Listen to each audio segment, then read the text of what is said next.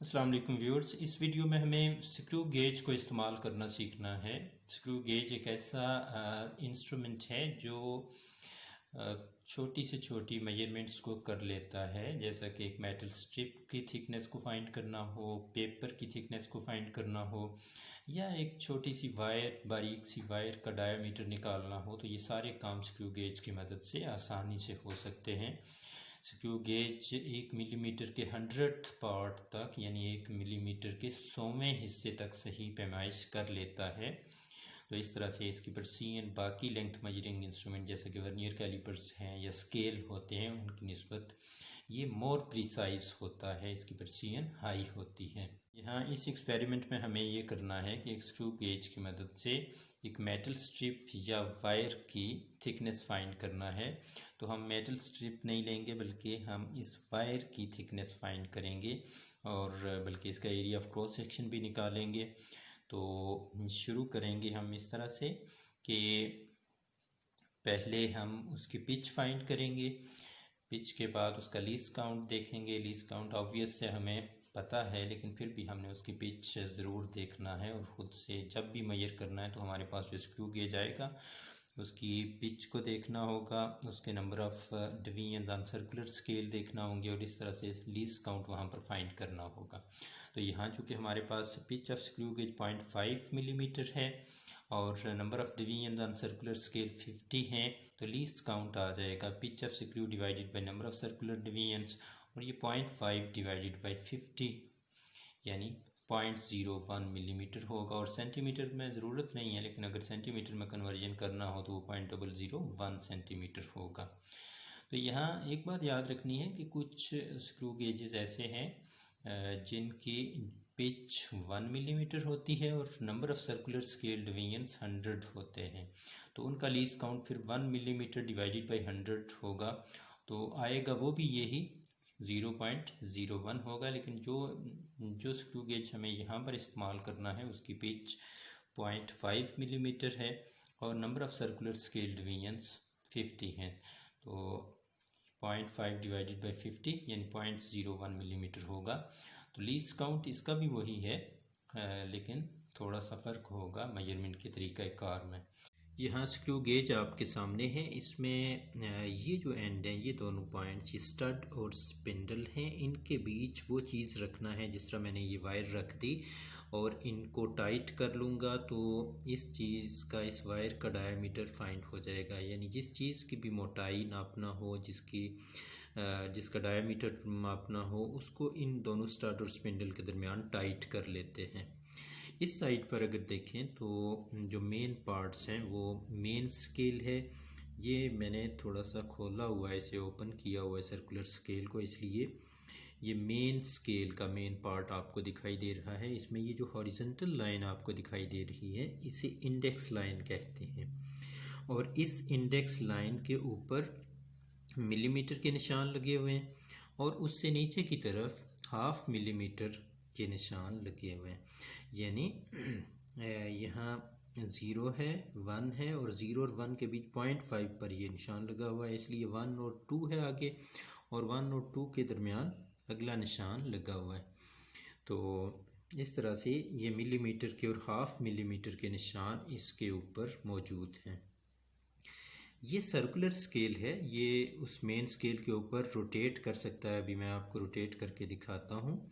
इस पर आपके सामने है, ये ग्रेजुएशन हॉरिजॉन्टली हुई है। इसमें 50 निशान, 50 डिवीजन इस स्क्रू गेज के लिए मौजूद हैं। कुछ स्क्रू गेजेस ऐसे हैं जिसमें ये 100 निशान होते हैं, लेकिन यहाँ इस पर ये 50 निशान, 50 डिवीजन्स मौजूद हैं, 50 डिवीजन्स यहाँ पर हैं।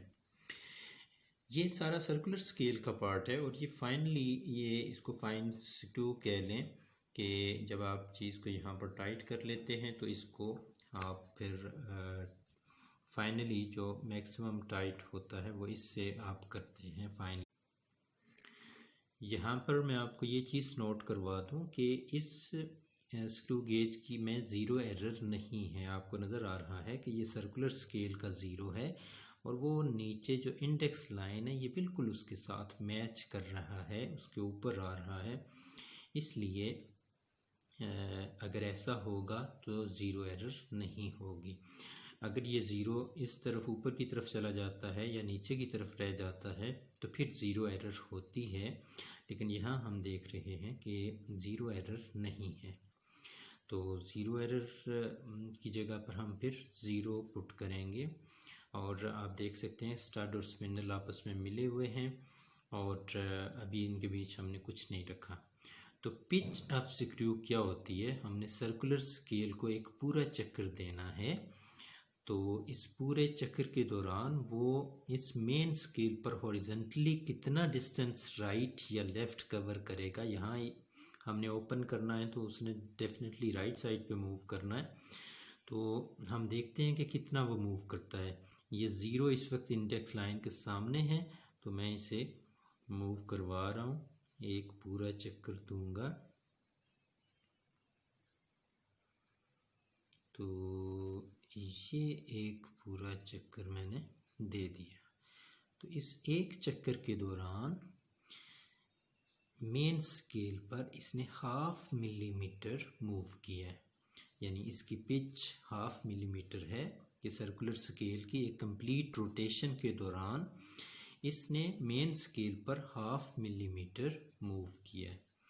तो पूरा अगर हम इसको एक और चक्कर दे दें तो आप देखेंगे कि दूसरा मिलीमीटर यहाँ आप पूरा मिलीमीटर डिस्टेंस कवर हो जाएगा। अब यहाँ आप देख सकते हैं कि ये ज़ीरो यहाँ 0.5 और अगला 1 थोड़ा बहुत सामने यहाँ पर आया हुआ है। तो 2 चक्कर देने से 1 मिलीमीटर डिस्टेंस कवर हुआ है, यानी एक चक्कर के दौरान 1/2 मिलीमीटर डिस्टेंस कवर हुआ है। इसका मतलब है कि हमारी इस स्क्रू गेज की जो पिच है वो 1/2 मिलीमीटर है। और इसके सर्कुलर स्केल पर जो टोटल नंबर ऑफ डिवीजन्स हैं ये 45 से लिखा हुआ आपको नज़र आ रहा है, 46, 47, 48 और फिर 49 और 50 हो जाएंगे, यानी 50 डिवीजन्स इसके सर्कुलर स्केल पर मौजूद हैं। तो अब हम आगे बढ़ते हैं और देखते हैं कि इसको इस वायर का हमें डायामीटर फाइंड करना है।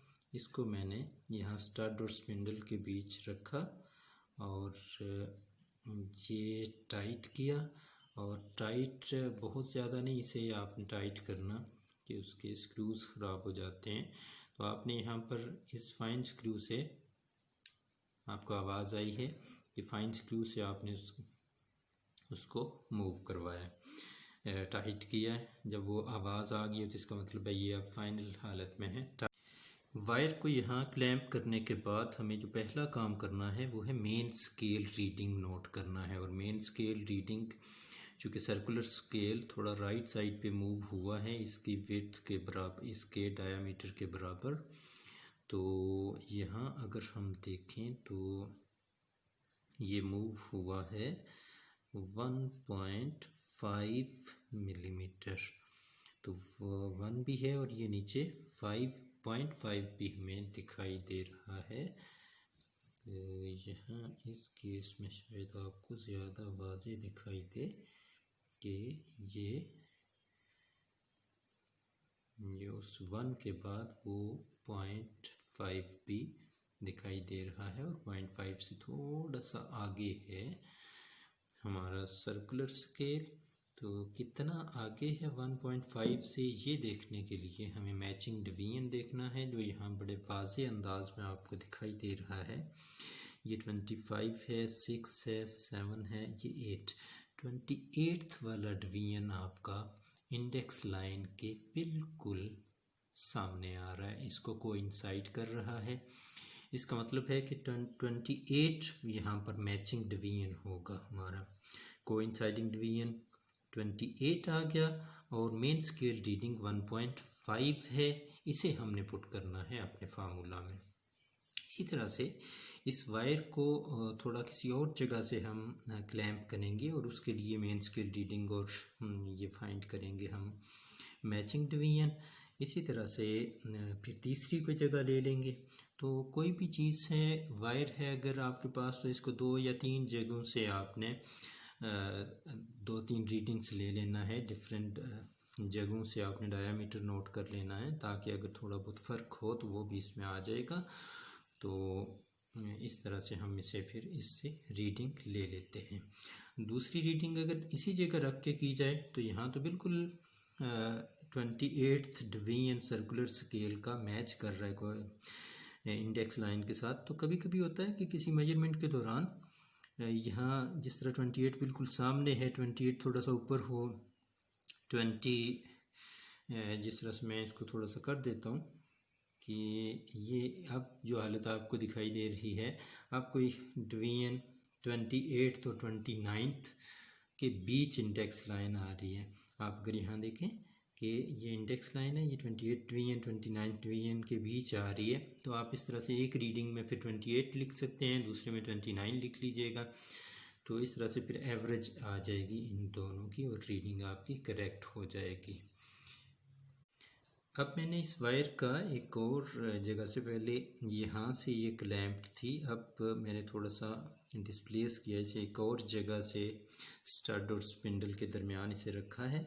और अब अगर मेन स्केल रीडिंग देखें तो वही मेन स्केल रीडिंग में याद रखें फ़र्क नहीं पड़ता है एक ही चीज़ का, कि जब आप लेंथ फाइंड कर रहे होते हैं या उसका डायमीटर फाइंड कर रहे होते हैं, तो जिस तरह वर्नियर कैलिपर्स के मेन स्केल रीडिंग में फ़र्क नहीं पड़ता एक ही चीज़ की मेजरमेंट के दौरान, इसी तरह से एक ही चीज़ की मेजरमेंट के दौरान इसकी मेन स्केल रीडिंग में भी फ़र्क नहीं पड़ता। ये भी 1.5 ही आ रही है, और बाई चांस इसका जो कोइंसाइडिंग डिवीजन आप सर्कुलर स्केल का देख रहे हैं वो भी वही आ रहा है, 26, 7 और 8, यानी 28th डिवीजन इस वायर के डायामीटर में बिल्कुल मैच कर रहा होता है कोइंसाइडिंग डिवीजन में। तो हम अपनी रीडिंग में इसे ही लिखेंगे। थर्ड रीडिंग के लिए मैंने इसको बिल्कुल एक डिफरेंट जगह से इन स्टड और स्पिंडल के दरमियान रखा है। तो अब भी अगर मेन स्केल रीडिंग यहाँ देखें तो 1.5 है, और जो इसका कोइंसाइडिंग डिवीजन है वो वही 28th ही आ रहा है। तो हमारा यहाँ पर मेन स्केल रीडिंग भी सेम है, और सर्कुलर स्केल रीडिंग जो मैचिंग डिवीजन है वो भी सेम आ रहा है। तो कोई इशू नहीं है, हमें ज़रूरी नहीं होता कि हमने सर्कुलर स्केल डिवीजन या फ्रैक्शनल रीडिंग को डिफरेंट ही करना है। अगर सेम आ रही है तो सेम रखेंगे हम सारी मेजरमेंट्स में, और अगर डिफरेंट हो तो जिस तरह पहले बात हुई तो फिर आपने डिफरेंस ले लेना होता है। तो इसके बाद जो परफॉर्म करने वाला काम है इसमें वो मुकम्मल हो चुका है, बाकी कैलकुलेशन का काम है वो हम कर लेते हैं। यहाँ हमने एक्सपेरिमेंट के दौरान देखा कि हमारे स्क्रू गेज की जो ज़ीरो एरर है वो नहीं है, ज़ीरो एरर ज़ीरो थी, इस तरह से ज़ीरो करेक्शन फैक्टर जो है वो भी ज़ीरो होगा।